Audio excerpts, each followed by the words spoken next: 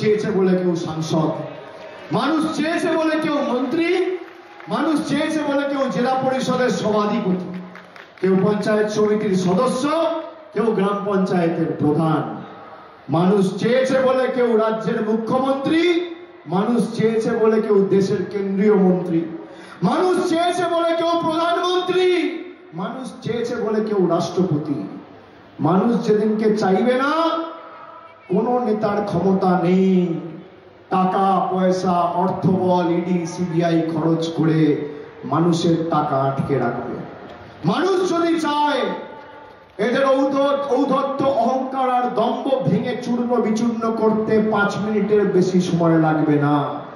গণতন্ত্রের শেষ কথা কোনো নেতা বলে না, সাধারণ খেটে খাওয়া মানুষ বলে। আমি কেন বলছি, 2021 সালে আপনারা লক্ষ্মীর ভান্ডারকে সামনে রেখে ভোট দিয়েছিলেন, মায়েরা দিয়েছিলেন কিনা বলুন? লক্ষ্মীর ভান্ডার হয়েছে কি হয়নি? হয়েছে কি হয়নি? 2023 সালের পঞ্চায়েত আমি সর্বত্র গিয়ে আপনাদের অনুরোধ করেছিলাম যে 100 দিনের টাকা আপনাদের বন্ধ, আপনি আপনার এই অধিকার এবং এই 100 দিনের যে টাকা যাতে আপনি আপনার ব্যাংক অ্যাকাউন্টে শীঘ্রই পান, আপনার অধিকারকে সামনে রেখে ভোট দিন। আপনারা পঞ্চায়েতে 100 দিনের কাজকে সামনে রেখে ভোট দিয়েছে। আজকে বলুন 100 দিনের টাকা পেয়েছেন কিনা? পেয়েছেন কিনা? পেয়েছেন কিনা? দুহাত তুলে বলুন পেয়েছেন কিনা? 2024 লোকসভা নির্বাচন, নিজের অধিকারকে সামনে রেখে ভোট দেবেন না? দেবেন কি দেবেন না? আরে যাকে ইচ্ছা দিন, তৃণমূলকে দিন, সিপিএম কে দিন, বিজেপি কে দিন, কংগ্রেসকে দিন, নির্দলকে দিন, নিজের অধিকারকে সামনে রেখে দিন। এতটুকু বলার জন্য আপনার কাছে এসেছি। যাকে ইচ্ছা দিন। ভারতবর্ষের প্রধানমন্ত্রী 5 দিন আগে শিলিগুড়িতে সভা করতে এসেছিল, এসে বলেছে মোদি কা গ্যারেন্টি। 5 বছরে জলপাইগুড়িতে বিজেপির সাংসদ রয়েছে, আলিপুরদুয়ারে বিজেপির সাংসদ রয়েছে, কুচবিহারে বিজেপির সাংসদ রয়েছে। এই 3টে জেলা মিলিয়ে খুব কম করে হলেও 7,000 বুথ হবে। কি 7,000 বুথ?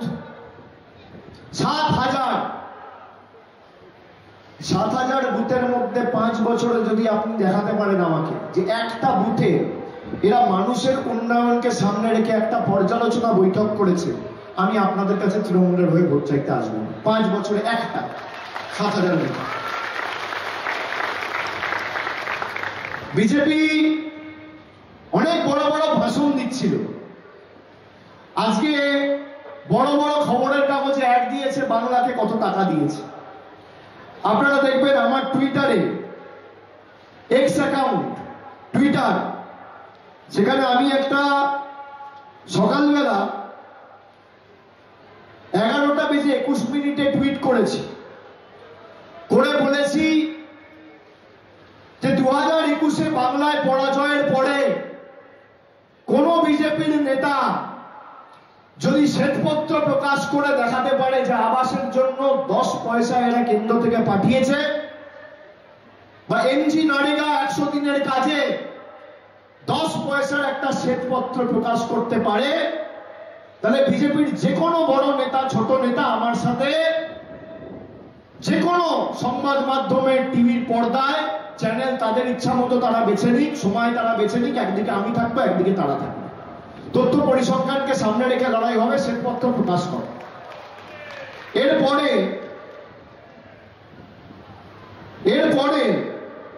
12:17 বিজেপি থেকে টুইট করে বলা হয় যে আমরা কোনো নেতা পাঠাবো না, আমরা যুব মোর্চার কার্যকর্তাদের পাঠাবো, আমাকে উদ্দেশ্য করে বলা হয়। এবং আপনি বলুন কোথায় আপনি এই তথ্য পরিসংখ্যান চান? আমরা আমাদের যুব মোর্চার কার্যকর্তাদের পাঠাবো। এই টুইটটা করলো 12:17। আমি পাল্টা টুইট করলাম, কি বললাম এটা শুনুন মনোযোগ দিয়ে। আমি বললাম আমার সভা আছে, 12:25 টুইট করেছি, ওরা 12:17 করেছে, আমি 8 মিনিটের মধ্যে একদম গেঁথে দিয়েছি। 12:25 বললাম আমার সভা আছে আজকে ময়নাগুড়ি টাউন ক্লাব ময়দানে, ময়নাগুড়ি টাউন ক্লাব মাঠে 3টের সময় দয়া করে বিজেপির কেউ যদি আসতে চায় তথ্য পরিসংখ্যানটা সামনে নিয়ে আসবেন। কেউ এসছে এখনো বিজেপি? কেউ এসছে বিজেপি? আমি সংবাদ মাধ্যমে জিজ্ঞেস করতে চাইছি, এসছে কেউ? আমি বক্তব্য থামিয়ে দুটো পোডিয়াম রেখেছি এই কারণে, একদিকে বিজেপির নেতা দাঁড়াবে, একদিকে আমি থাকবো। কি এসছে বিজেপির নেতা? আমি তো নেতা চাইনি, আমার কোনো ঔদ্ধত্য দম্ভ অহংকার নেই। যুব সমাজের যুব মোর্চার কার্যকর্তা এলেও হবে। এসছে কোন কার্যকর্তা? এসছে? আমি বিজেপিকে প্রধানমন্ত্রীকে চ্যালেঞ্জ করেছি যে আপনি আবাসের টাকা দিয়েছেন 3 বছরে, শ্বেতপত্র প্রকাশ করুন। বিজেপির কোন নেতা এসছে শ্বেতপত্র প্রকাশ করতে? এসছে? এসছে?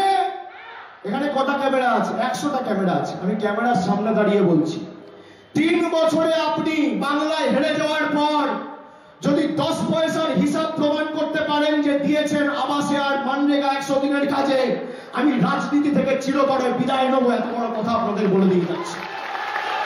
মিথ্যে কথা, হাতে হাড়ি ভেঙে দিয়েছি। কথায় কথায় মিথ্যে। 44,000 কোটি টাকা দিয়েছি। আপনি 3 বছরে 10 পয়সা হিসাবের কাগজ প্রকাশ করুন। ভারতবর্ষের মানুষের সবার থেকে তো কাগজ চাইছে নাগরিকত্ব দেবেন বলে, নিজেদের কাছে কাগজ নেই। নিজেদের কাগজ কোথায়? কি মোদী বাবু, বাংলায় যে টাকাটা পাঠিয়েছেন সেটা তো দিল্লি থেকে উড়ে আসেনি, ব্যাংক অ্যাকাউন্টে পাঠিয়েছেন।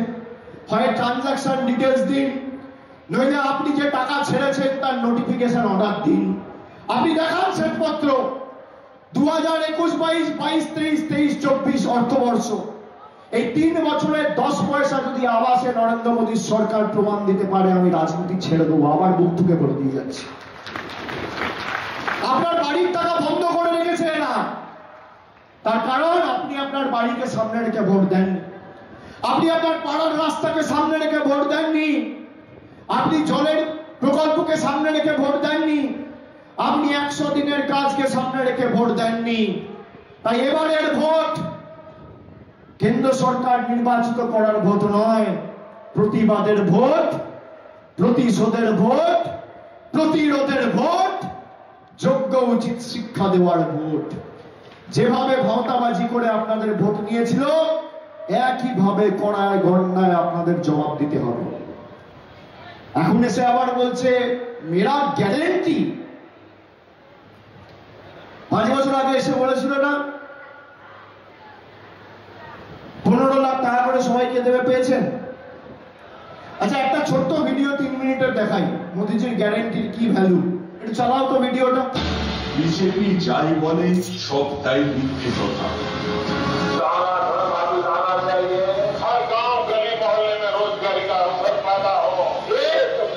परिवार ऐसा नहीं होगा जिसका अपना उसका डर नहीं होगा। एक ही काम, झूठ बोलो, बार बार झूठ बोलो। আগের বার যখন মোদি এসেছিলেন এত মিথ্যে কথা বলেছিলেন। देखूं अब चाय के बागान में काम करने वाले बहन भाइयों को पेंशन की सुविधा मिलेगी।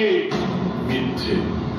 2021 সালে কেন্দ্রীয় বাজেট ঘোষণার সময় আসাম এবং পশ্চিমবঙ্গের চা শ্রমিকদের উন্নতির জন্য 1000 কোটি টাকা খরচের প্রতিশ্রুতি দেওয়া হয়েছিল, কিন্তু এগুলি একটাও বাস্তবে পরিণত হয়নি। हम गरीब को लूटने वाले राजदारों को विदेशों से उठाकर ला रहे हैं। মিথ্যে। মেহুল চোকসি, নীরব মোদী, বিজয় মাল্যের মতো চোরেরা দেশ থেকে পালিয়ে গিয়েছে, অথচ দেশকে লুট করে যে হাজার হাজার কোটি টাকা তারা নিয়ে গেছে তা ফেরত আসেনি।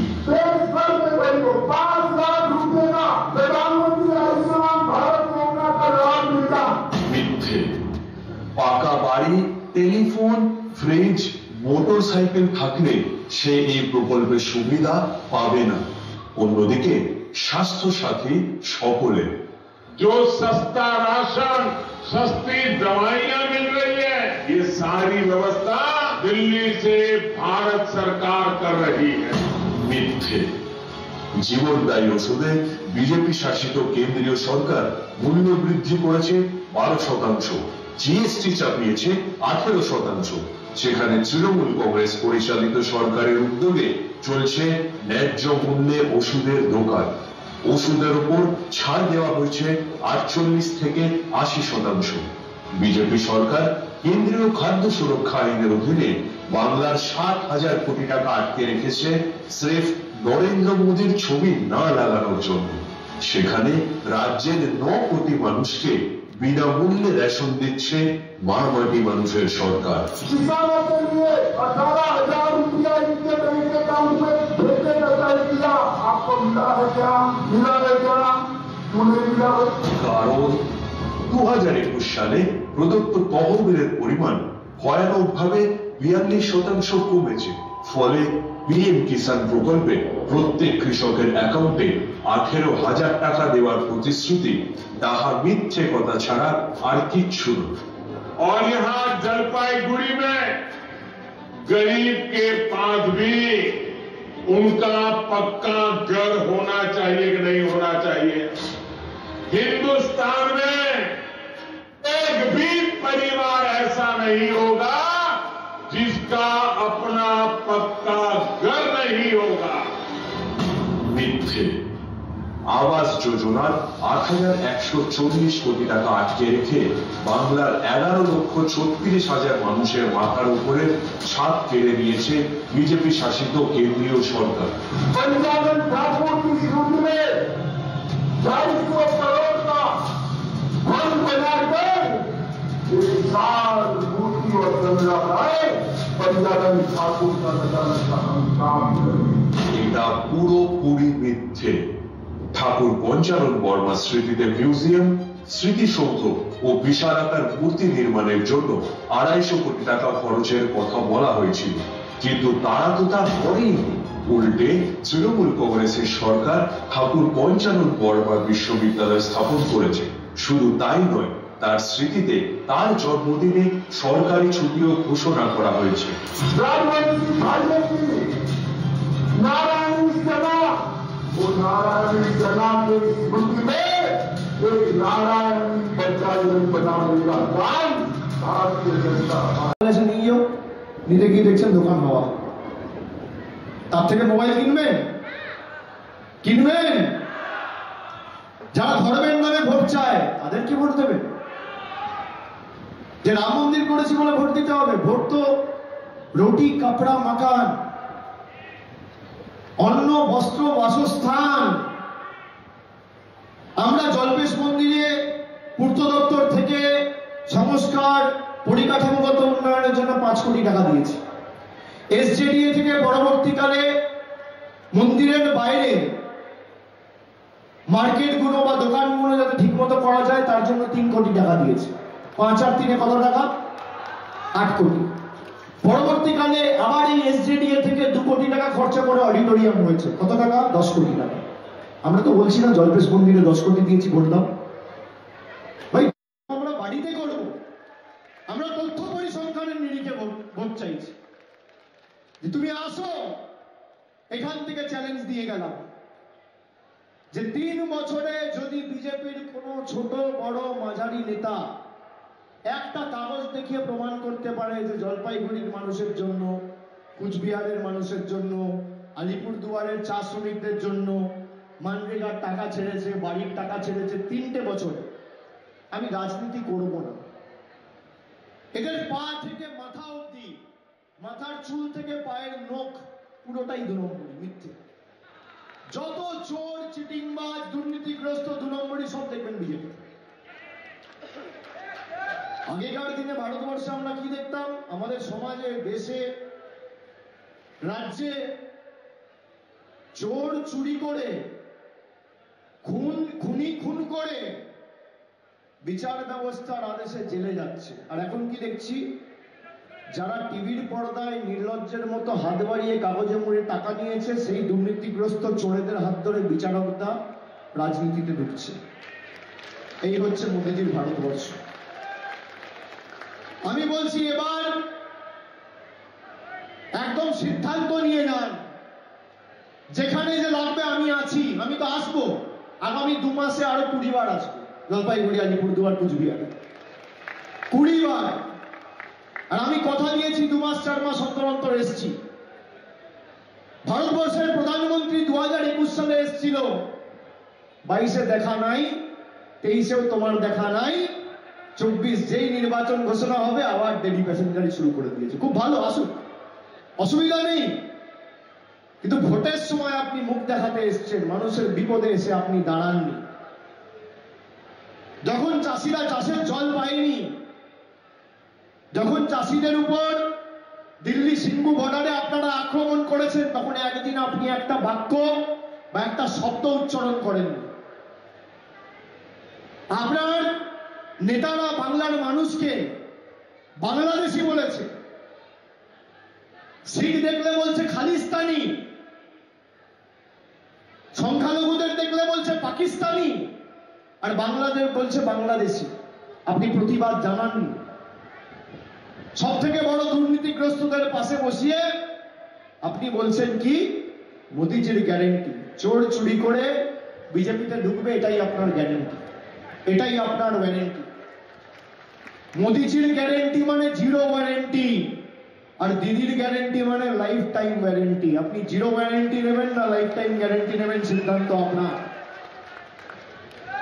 সিদ্ধান্ত আপনার। আমি তো বলছি, আবার তো প্রধানমন্ত্রী আসবে 3 দিন 4 দিন 5 দিন 6 দিন 7 দিন পরে, যখনই আসবে আপনি এক হাতে মাইক ধরবেন আর এক হাতে শ্বেতপত্র প্রকাশ করে 3 বছরের হিসেব দেবেন।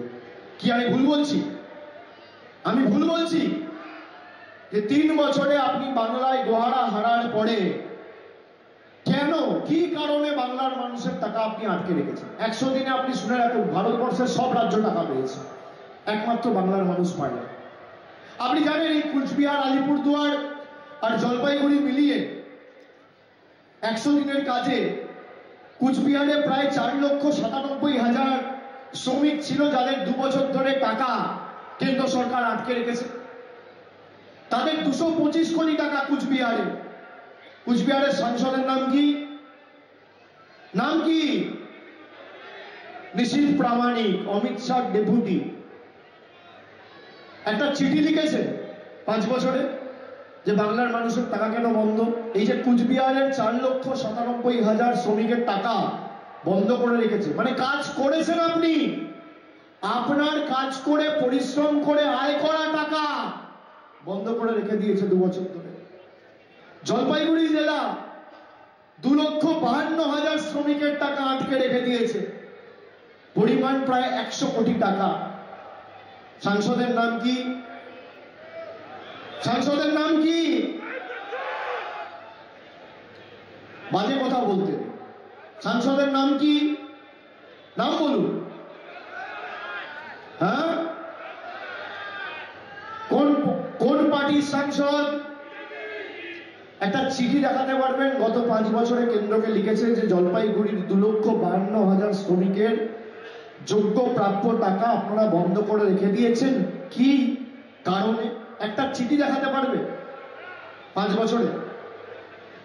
আলিপুরদুয়ার 100 দিনের টাকার প্রাপকের সংখ্যা 3,08,000, সব মিলিয়ে টাকা কত বাকি? 153 কোটি টাকা। আপনি দেখাতে পারবেন জন বার্লা, মনোজ তিগ্গা একটা চিঠি লিখেছে কেন্দ্রকে? দেখাতে পারবেন? আপনাদের ভোট নিয়ে নির্বাচিত হয়েছে, আপনাদের টাকা বন্ধ করেছে। আপনি ভাবুন আপনারা কাকে ভোট দিয়েছে। আর জলপাইগুড়ি, আলিপুরদুয়ার আর কুচবিহার মিলিয়ে শ্রমিকের সংখ্যা হচ্ছে 10,57,000, আর কত টাকা আটকে রেখেছে? 478 কোটি টাকা। এই টাকা আপনার খেটে খাওয়া টাকা, পরিশ্রম করে আয় করা টাকা। আপনি পারবেন? আপনার বাড়িতে কেউ কাজ করলো, 6 মাস কাজ করিয়ে বলবেন যাও তোমার মাইনে দেবো না, টাকা দেবো না, পারবেন? এরা সেটাও করছে। আর একটা রাজনৈতিক দল মানুষের এই দাবি দাওয়া, অভাব, অভিযোগকে কখন মান্যতা দেয় না? যখন মানুষকে তারা দুর্বল ভাবে। কুচবিহারের মানুষকে বিজেপি দুর্বল ভেবেছে, বাংলার মানুষকে, জলপাইগুড়ির মানুষকে, আলিপুরদুয়ারের মানুষকে বিজেপি দুর্বল ভেবেছে। প্রধানমন্ত্রী নিজে 5 বছর আগে বলেছিল না 1000 কোটি টাকা চা শ্রমিকদের উন্নয়নের জন্য দেবো, দিয়েছে? দিয়েছে? আবার এসে বলবে মোদিজির গ্যারেন্টি। আরে আপনি একদিন এসে মোবাইল বিক্রি করে দোকান নিয়ে চলে যাচ্ছেন, তারপর আবার ঝোলা নিয়ে এসে বলছেন গ্যারেন্টি গ্যারেন্টি। এটা তো বেঁধে রেখে মানুষের জবাব দেওয়া উচিত। বিজেপির ছোট বড় মাঝারি নেতাদের বেঁধে রেখে গণতান্ত্রিকভাবে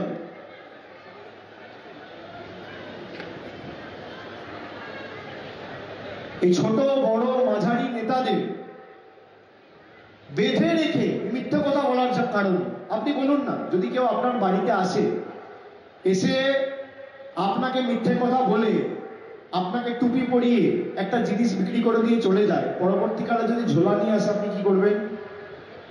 কি করবেন? কি করবেন? কি করা উচিত আপনারা বলুন? জবাব দেবেন না? জবাব দেবেন না? 2019-এ আপনারা বিজেপিকে ভোট দিয়ে জিতিয়েছে, 2021-এ আপনারা বিজেপিকে বিধানসভায় এতগুলো বিধায়ক করে পাঠিয়েছে, তারপরেও আপনার টাকা বন্ধ, তারপরেও আপনাদের কাছে একদিন এসে মাথা নত করে আপনাদের স্বার্থকে সামনে রেখে কেন্দ্রের কাছে একদিন গিয়ে একটা বৈঠক করেনি। আপনি দেখান না, কুচবিহার, আলিপুরদুয়ার, জলপাইগুড়ি জেলা জুড়ে একটা বৈঠক হয়েছে 5 বছরে। নিশীথ প্রামাণিক করেছে, বা জন বাল্লা করেছে, বা এদিকে আপনার জয়ন্ত বাবু করেছে, একটা বৈঠক দেখাতে পারবেন না। আমি সেই কারণে আপনাদের বলবো যে জনগর্জন কি সেটা এবার বোঝাতে হবে। বিজেপির কাছে সব আছে, আমাদের কাছে কিচ্ছু নেই। বিজেপির এত টাকা, বিজেপির এত বড় মেশিনারি, বিজেপি ভারতবর্ষের, দেশের, বিশ্বের সব থেকে বৃহৎ, সব থেকে বড় রাজনৈতিক দল বলে নিজেদেরকে দাবি করে। তাদের কাছে ইডি আছে, তাদের কাছে সিবিআই আছে, তাদের কাছে ইনকাম ট্যাক্স আছে, তাদের কাছে ইলেকশন কমিশন আছে, তাদের কাছে বিচার ব্যবস্থা আছে, তাদের কাছে সংবাদ মাধ্যম আছে, তাদের কাছে প্যারামিলিটারি ফোর্স, কেন্দ্রীয় বাহিনী আছে, আধা সামরিক বাহিনী আছে, সেন্ট্রাল ফোর্স আছে। তাও বিজেপি বাংলায় দাঁত ফোটাতে পারছে না। তার কারণ কি? তৃণমূলের কাছে কিচ্ছু নাই, কিন্তু বাংলার মানুষ আছে, আর কিচ্ছু লাগবে। তাদের কাছে সব আছে কিন্তু কিচ্ছু নেই, আর তৃণমূলের কাছে কিচ্ছু নেই কিন্তু মানুষ আছে, তাই সব আছে। তাই জনতা জনার্দন যদি চায়, আপনার 1000 চেষ্টা করলেও আপনি গায়ের জোরে টাকা আটকে রাখতে পারবেন না।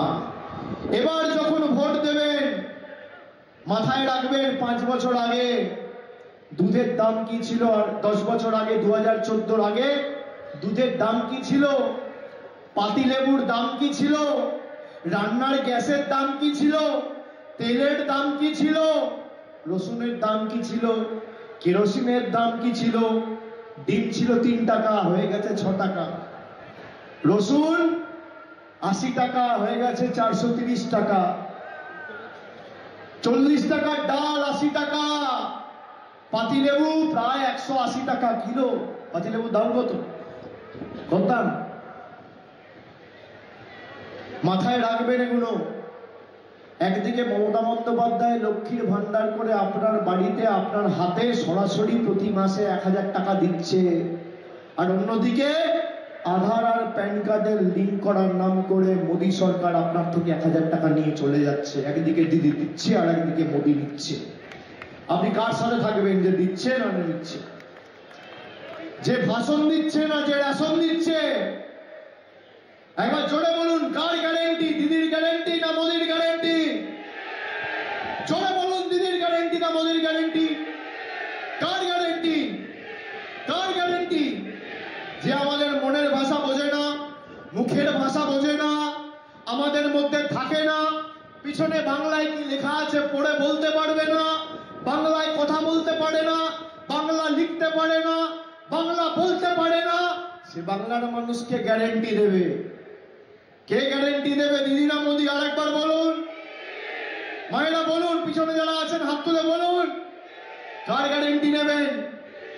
কার গ্যারেন্টি নেবেন? কার গ্যারেন্টি নেবেন? পিছনে কি লেখা আছে? জনগর্জন সভা। গর্জন কি দিল্লির বাবুদের বোঝাতে হবে। জনগণের গর্জন বাংলা বিরোধীদের,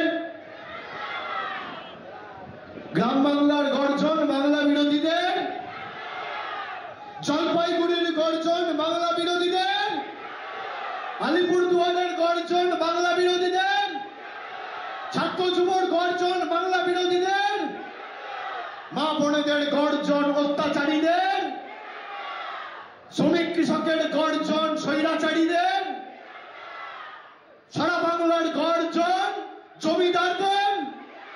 জমিদারদের, অত্যাচারীদের, স্বৈরাচারীদের, বাংলা বিরোধীদের, জলপাইগুড়ি বিরোধীদের, জলপাইগুড়ির গর্জন বাংলা বিরোধীদের, আলিপুরদুয়ারের গর্জন বাংলা বিরোধীদের, কুচবিহারের গর্জন বাংলা বিরোধীদের। খুঁটি পুজোটা আজকে করে দিয়ে গেলাম, বিসর্জনটা জুন মাসের আগে মে মাসের শেষ সপ্তাহে করে দেব। মানুষ খালি সাথে থাকুন। আমি আপনাকে বলছি কিচ্ছু লাগবে না, আপনার যাকে ইচ্ছা আপনি ভোট দিন, খালি নিজের অধিকারটাকে সামনে রেখে ভোট দিন। কারোর হিম্মত নেই আপনার অধিকার থেকে আপনাকে বঞ্চিত করে রাখবে, যত বড় নেতা। প্রধানমন্ত্রী বলেছিল তো, আপনারা ভিডিওতে দেখলেন যে 2022 तक सबका छत का बंदोबस्त मेरा सरकार करेगा।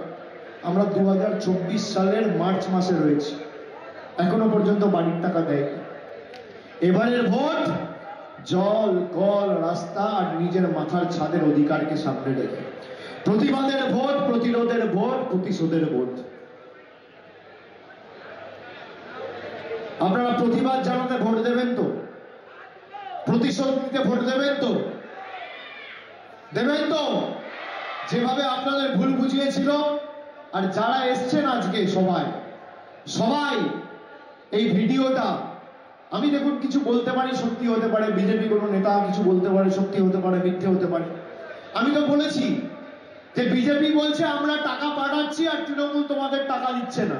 আমি বলছি যে ভাই 3 বছরে কোথায় টাকা পাঠিয়েছো, আবাসের টাকা 3 বছরে কোন অ্যাকাউন্টে এসছে তার নোটিফিকেশন কাগজটা খালি চেয়েছি। আমি তো অন্যায় করিনি। আমি বলেছিলাম বিজেপির কোন নেতা যদি আসতে চায়, এই দুটো পোডিয়াম রেখেছিলাম, যে একদিকে আমি দাঁড়াবো আমার তথ্য পরিসংখ্যান নিয়ে, একদিকে বিজেপির নেতা দাঁড়াবে তার তথ্য পরিসংখ্যান নিয়ে। আসেনি, ভয়ে লেজ গুটিয়ে পালিয়েছে। পাগলা খাবি কি ঝাঁঝে মরে যাবে।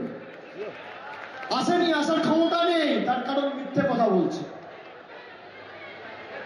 আর আমরা কাকে লক্ষ্মীর ভান্ডার দিয়েছি, আমরা কজনকে কন্যাশ্রী দিয়েছি, আমরা কজনকে স্বাস্থ্যসাথী দিয়েছি, আপনি চান বলুন, 1 ঘন্টার মধ্যে আমি দিয়ে দেবো। কোথায় শুনতে চান?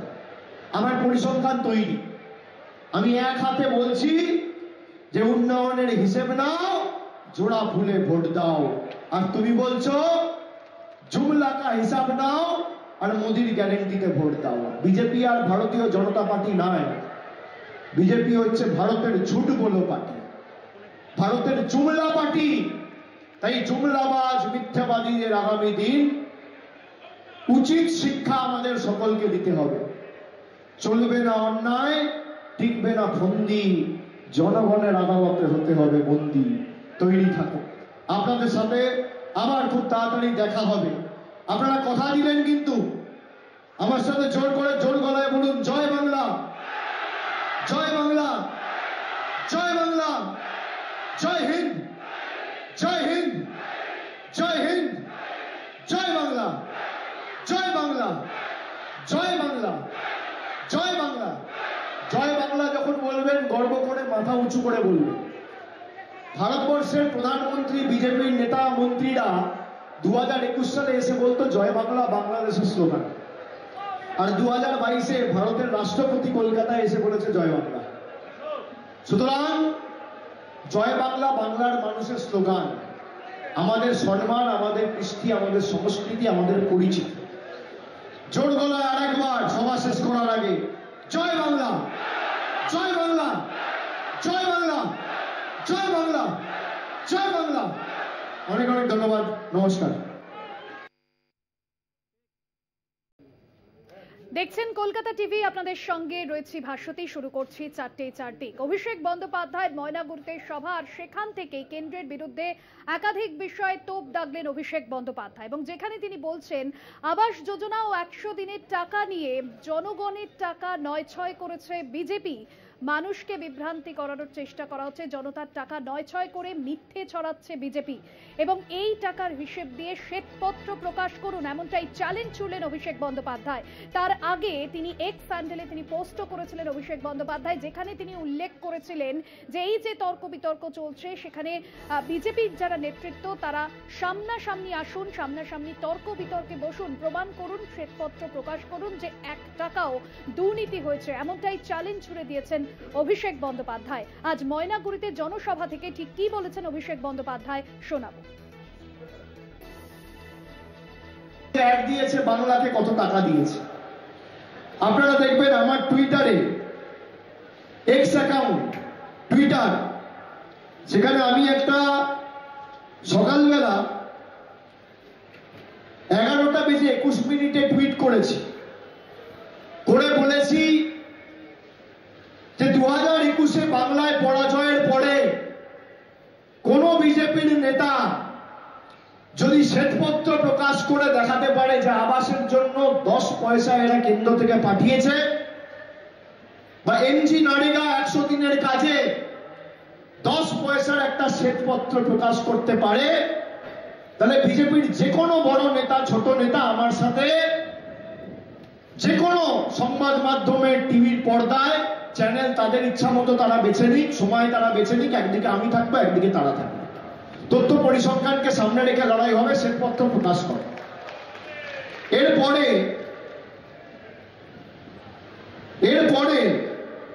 12:17 বিজেপি থেকে টুইট করে বলা হয় যে আমরা কোনো নেতা পাঠাবো না, আমরা যুব মোর্চার কার্যকর্তাদের পাঠাবো, আমাকে উদ্দেশ্য করে বলা হয়।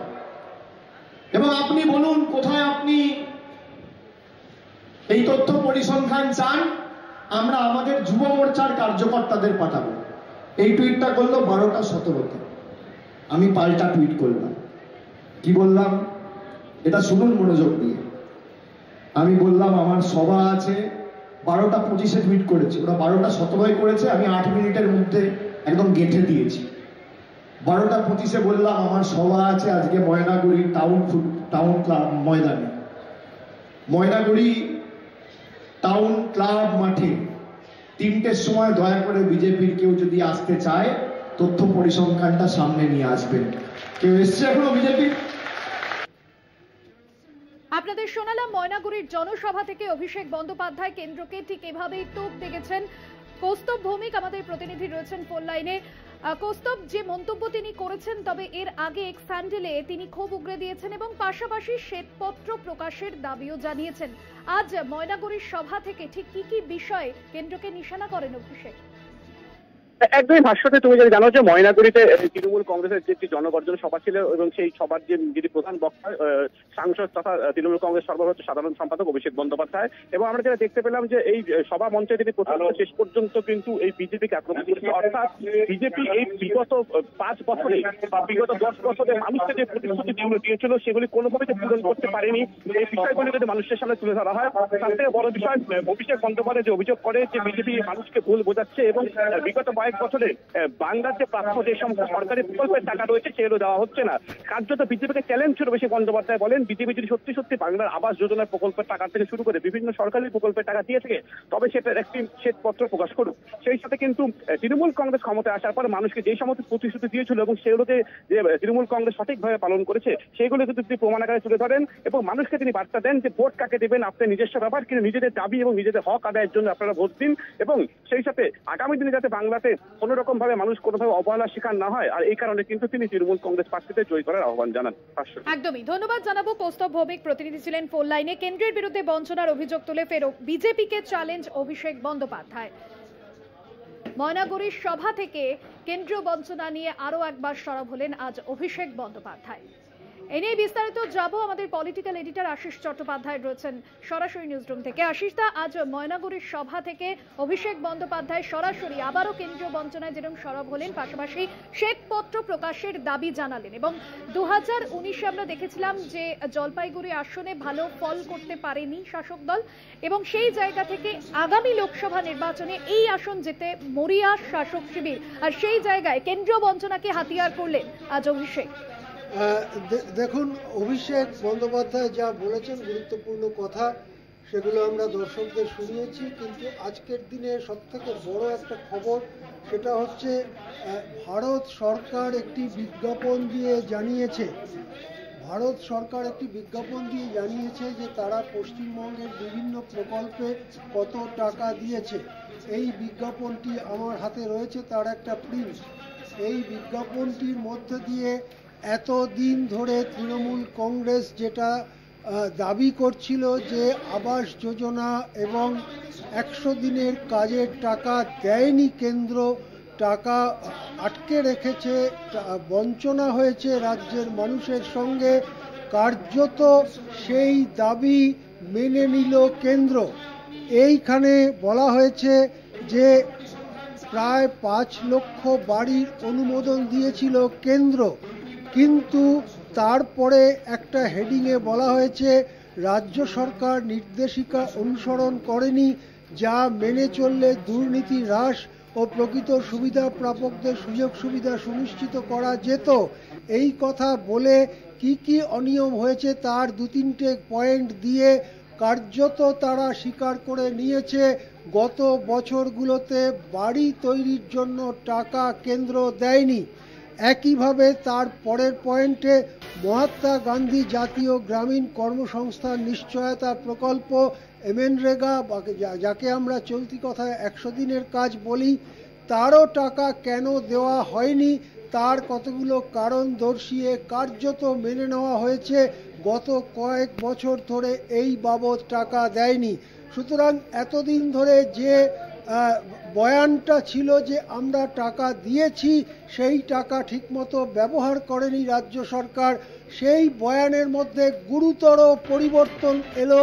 এবং যেটা তৃণমূল কংগ্রেস এবং রাজ্য সরকার, মুখ্যমন্ত্রী বারবার বলছিলেন আবাস যোজনার লক্ষ লক্ষ বাড়ি তৈরির টাকা আটকে রেখেছে কেন্দ্র, 100 দিনের কাজে বহু মানুষের তারা কাজ করেছেন কিন্তু তাদের পারিশ্রমিক আটকে রেখেছে কেন্দ্র, সেই কথা একটা মান্যতা দিল আজকে ভারত সরকারের এই বিজ্ঞাপন। এরপরেই আমি আরও একটা গুরুত্বপূর্ণ কথা এই প্রসঙ্গে বলতে চাই যে এর ঘন্টা দেড়েক পরে PIB, কেন্দ্রীয় সরকারের PIB প্রেস ইনফরমেশন ব্যুরো, তারা এই যে বিজ্ঞাপনটা, সেই বিজ্ঞাপনের মতোই একটি রিলিজ বার করে। সেই রিলিজের মধ্যে কোথায় কোথায় টাকা দেওয়া হয়েছে তার ফিরিস্তি থাকলেও এই বিজ্ঞাপনের যে শেষ অংশটা, অর্থাৎ আবাস যোজনা এবং 100 দিনের যোজনায় 100 দিনের কাজের যোজনায় টাকা দেয়নি, সেই অংশটা রহস্যজনকভাবে উধাও হয়ে গিয়েছে। সেই অংশটা PIBর প্রেস রিলিজে রহস্যজনকভাবে উধাও হয়ে গিয়েছে। সুতরাং ভারত সরকারের যে বিজ্ঞাপন, যাতে অশোক স্তম্ভের ছাপ আছে, এবং PIBর যে প্রেস রিলিজ, তার মধ্যে এই গুরুতর পার্থক্য 1-1.5 ঘন্টার মধ্যে দেখা গেছে। এবং এ থেকে বোঝা যাচ্ছে যে ডাল মে কুচ কালা হ্যায়, অর্থাৎ যে কথা এতদিন ধরে মমতা বন্দ্যোপাধ্যায়, রাজ্য সরকার, তৃণমূল কংগ্রেস বলে আসছিলেন, সেই কথার কিছুটা সত্যতা মান্যতা খোদ কেন্দ্রীয় সরকার দিচ্ছে।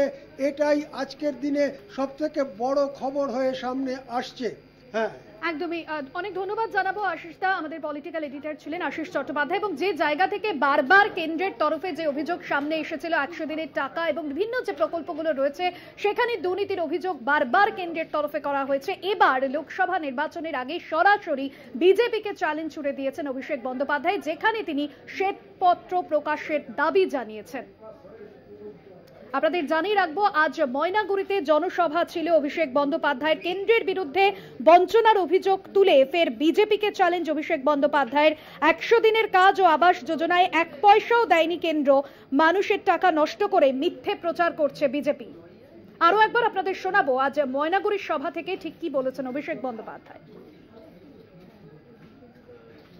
খবরের কাগজে অ্যাড দিয়েছে বাংলাকে কত টাকা দিয়েছে।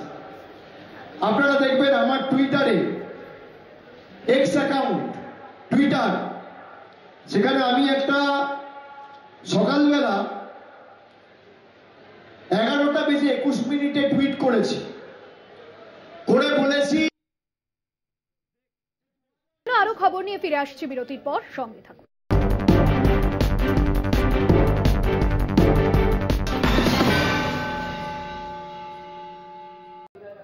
ফিরে এলাম বিরতির পর, আর এবার যে খবরে নজর রাখবো, ব্যারাকপুর লোকসভা কেন্দ্রের প্রার্থী পার্থ ভৌমিককে নিয়ে বিস্ফোরক অভিযোগ করেছেন অর্জুন সিং, যেখানে তিনি বলেছেন যে নৈহাটির একাধিক জায়গায় শেখ শাহজাহান অর্থাৎ সন্দেশখালীর ঘটনার মূল অভিযুক্ত শেখ শাহজাহান ও শিবু হাজরার জমি রয়েছে, বিঘের পর বিঘে জমি রয়েছে, এবং যে জমি যার মদতে কেনা হয়েছে তা হলো পার্থ ভৌমিক। এমনই বিস্ফোরক অভিযোগ সাংবাদিক বৈঠকে তিনি স্পষ্ট করেছেন। জমি রয়েছে শিবু হাজরারও, এবং এই জমি কিনে দেওয়ার নেপথ্যে রয়েছে, যার উদ্যোগে এই জমি কেনা হয়েছে তা হলো পার্থ ভৌমিক। সরাসরি পার্থ ভৌমিকের উদ্দেশ্যে বিস্ফোরক অভিযোগ এনেছেন তিনি।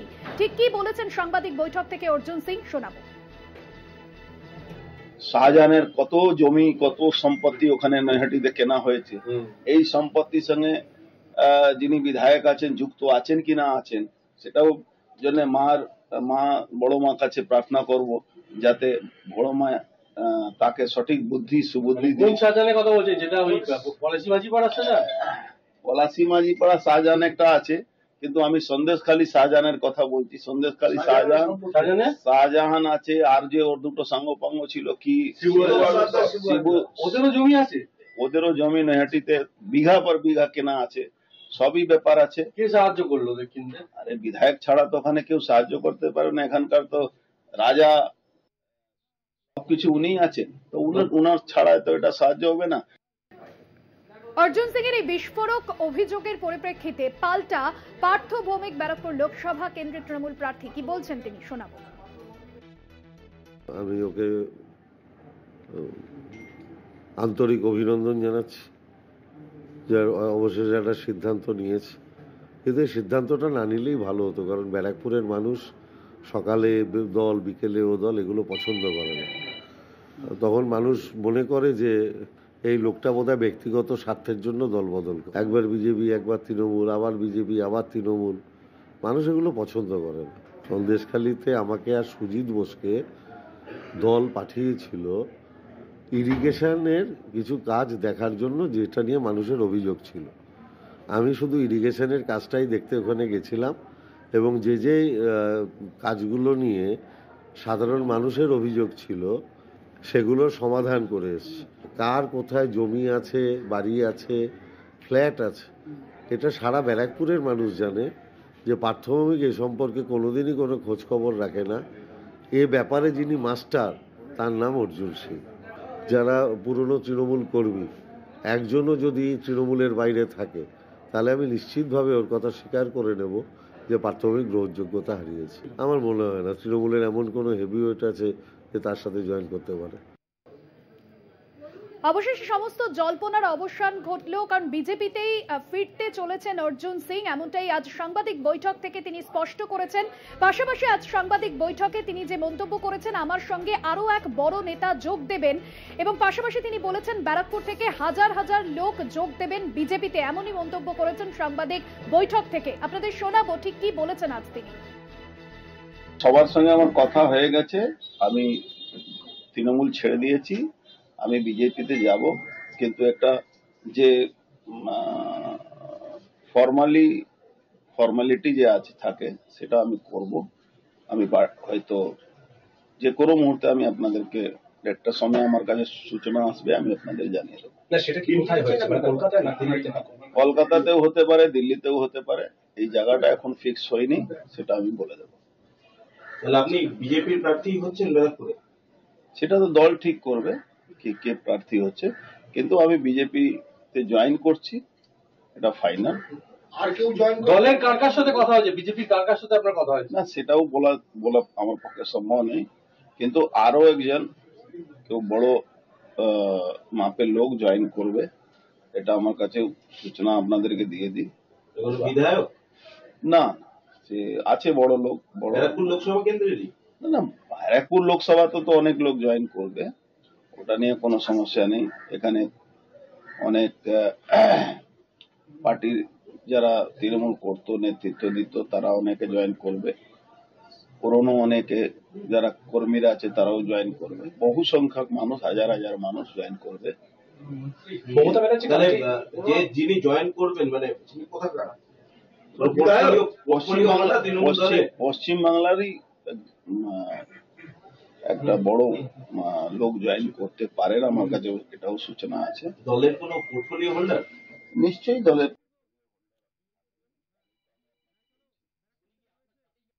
ব্যারাকপুর থেকে রয়েছেন আমাদের প্রতিনিধি শুভজিৎ সিং। শুভজিৎ, 2019-এর রিপ্লেই আবার হতে চলেছে, বিজেপির পথেই পা বাড়াতে চলেছেন অর্জুন সিং, এমনটা স্পষ্ট করেছেন। তবে যে ইঙ্গিত তিনি দিয়েছেন আরো এক বড় নেতা তার সঙ্গে যোগদান করবেন, কে তিনি, এখনো পর্যন্ত এ বিষয়ে কিছু জানা যাচ্ছে? দেখো ভাস্বতীদি, এখনো পর্যন্ত এই বিষয়ে কোনো কিছু জানা না গেলেও তবে আন্দাজ করা যাচ্ছে কোনো জেলা সভাপতি হতে পারেন তৃণমূল কংগ্রেসে, হয়তো কোনো বিধায়ক হতে পারেন, হয়তো বা রাজ্যের কোনো হেভিওয়েট কোনো প্রভাবশালী নেতাও হতে পারেন। তবে কে জয়েন করছে বা কে যোগদান করছে আগামীকাল বিজেপিতে, তবে এখনো পর্যন্ত কিছু জানা যায়নি। তবে পার্থ ভৌমিক মন্ত্রী হওয়ার পর থেকেই বারবার করে যে আক্রমণ শানাচ্ছিলেন সাংসদ অর্জুন সিং, এবং তিনি ইঙ্গিত দিয়েছিলেন তিনি বিজেপি জয়েন করতে পারেন, যোগদান দিতে পারেন বিজেপিতে, সেই অনুযায়ী আজকে সাংবাদিক বৈঠক করে তিনি সেই কথা প্রকাশ্যে এনে দেন যে হ্যাঁ, আমি বিজেপিতে যোগদান করছি। 2019-এর পুনরাবৃত্তি আবার 2024-এ দেখা যাচ্ছে। এই সেই 14ই মার্চ, 2019-এ ঠিক 14ই মার্চ তিনি বিজেপিতে যোগদান দিয়েছিলেন। ঠিক 2024 অর্থাৎ 5টা বছরের যে তফাৎ, 5টা বছরে শুধু সময়টাই বদলেছে, কিন্তু সাংসদ আবারও বিজেপিতে ফিরছেন, অর্থাৎ ঘর ওয়াপসি হচ্ছেন সাংসদ অর্জুন সিং। এখন প্রশ্ন, যদি সাংসদ এই ব্যারাকপুর লোকসভা থেকে প্রার্থী হন বিজেপির, তাহলে বিজেপি কি নিজের সিট ধরে রাখতে পারবে, নাকি তৃণমূল কংগ্রেসের কাছে সেই সিট চলে যাবে বা হাতছাড়া হয়ে যাবে বিজেপির কাছ থেকে সেই সিট? তৃণমূল কংগ্রেসের আশাবাদী হলেও বিজেপির দুটো দাবি। বিজেপির একটা শ্রেণীর দাবি হচ্ছেন 2022 সালে যখন সাংসদ অর্জুন সিং তাদের হাত ছেড়ে তৃণমূল কংগ্রেসের হাত ধরেছিলেন, স্বাভাবিকভাবেই এক শ্রেণীর বিজেপি কর্মীরা তারা কিন্তু অসহায় হয়ে পড়েছিলেন, অনেকেই কিন্তু ভরসা রেখেছিলেন সাংসদ অর্জুন সিং এর উপরে। আবারও যখন অর্জুন সিং ফিরে আসছেন 2024 সালে ভারতীয় জনতা পার্টিতে, স্বাভাবিকভাবেই তারা কিন্তু আশা রাখছেন আবার নিজের সিট, অর্থাৎ এই ব্যারাকপুরের গড়, অর্জুন সিং এর গড় বলে যে পরিচিত, সেই গড় তাদের হাতেই থাকবে, সেই আশাই তারা রাখছেন। সুব্রজিৎ, সেই জায়গা থেকে দাঁড়িয়ে পার্থ ভৌমিককে নিয়ে যে বিস্ফোরক অভিযোগ তিনি এনেছেন, শেখ শাহজাহান, শিবু হাজরার একের পর এক জমি, তার নেপথ্যে রয়েছে পার্থ ভৌমিক, কেন এহেন অভিযোগ তিনি এনেছেন সামনে? আজকে এই প্রশ্নই আমরা ঠিক কিছুক্ষণ আগে একটি সাংবাদিকদের মুখোমুখি হয়ে তিনি আবারও উত্তর দিয়েছেন যে অর্জুন সিং তত্ত্ব ছাড়া কোনো কথা বলে না, শুধু শেখ শাহজাহানের নৈহাটিতে জমি বলে কথা না, শুধু উত্তম সর্দারের নৈহাটিতে জমি বলে কথা না, শুধু শিবু হাজরার নৈহাটিতে জমি বলে কথা না, পার্থ ভৌমিকেরও নৈহাটির বাইরে একাধিক জায়গায় বেআইনি সম্পত্তি আছে বলেও কিন্তু তিনি দাবি করেছেন। এবং সাংসদ অর্জুন সিং আরও একটি কথা বলেছেন, এবারে কিন্তু দুয়ারে ইডি আসবে, অর্থাৎ নৈহাটি কেন্দ্রের যিনি বিধায়ক, বর্তমানে যিনি ব্যারাকপুর লোকসভা কেন্দ্রের প্রার্থী পার্থ ভৌমিক, তাকেও কিন্তু নিশানা করতে ছাড়েননি। তিনি আরও জানিয়েছেন মন্ত্রিত্ব পদ, বিধায়ক পদ এবং পুলিশ ছেড়ে তিনি স্বাগতম জানিয়েছেন তাকে প্রার্থী পদে লড়ার জন্য, তাকে সেইভাবে ভোটে পরপর আসার জন্য, কথা বলার জন্য তাকে বলেছেন। কিন্তু আবারও তিনি জানিয়েছেন যে এই পশ্চিমবঙ্গে, এই রাজ্যের মধ্যে একাধিক পার্থ ভৌমিকের সম্পত্তি রয়েছে, যে সম্পত্তির কাগজ তিনি আগামী দিনে সাংবাদিকদের মুখোমুখি হয়ে সেই কাগজ তিনি প্রকাশ করবে বলে জানিয়েছেন। হর্ষদিদি, একদমই শুভজিৎ, এবং সেই জায়গা থেকে তার এহেন মন্তব্য, এই বিষয়ে এখনো পর্যন্ত পার্থ ভৌমিক তিনি কিভাবে দেখছেন এই বিষয়টাতে? দেখো, পার্থ ভৌমিকের সঙ্গে আমরা যোগাযোগ করার চেষ্টা করেছি, আর কিছুক্ষণের মধ্যে হয়তো পার্থ ভৌমিক এই বিষয়ে মুখ খুলবেন। যতক্ষণ না তিনি কথা বলছেন আমরা পরবর্তী কথা দর্শকদের সামনে রাখতে পারছি না, তবে যখনই উনি পরবর্তী সাংবাদিকদের মুখোমুখি হয়ে কথা বলবেন আমরা অবশ্যই জানাবো তিনি তার কি প্রতিক্রিয়া রয়েছে। একদমই শুভজিৎ, ধন্যবাদ জানাবো। সরাসরি ছিলেন ব্যারাকপুর থেকে আমাদের প্রতিনিধি শুভজিৎ সিং। একদিকে যেরকম অর্জুন সিং বিজেপিতে ফিরছেন, এ বিষয়ে তিনি সাংবাদিক বৈঠক থেকে স্পষ্ট করেছেন। পার্থ ভৌমিককে নিয়েও বিস্ফোরক অভিযোগ সামনে এনেছেন ব্যারাকপুরের সাংসদ অর্জুন সিং। 4টে 4 দিকে সময় এখন একটা বিরতির। ফিরছি বিরতির পর, সঙ্গে থাকুন।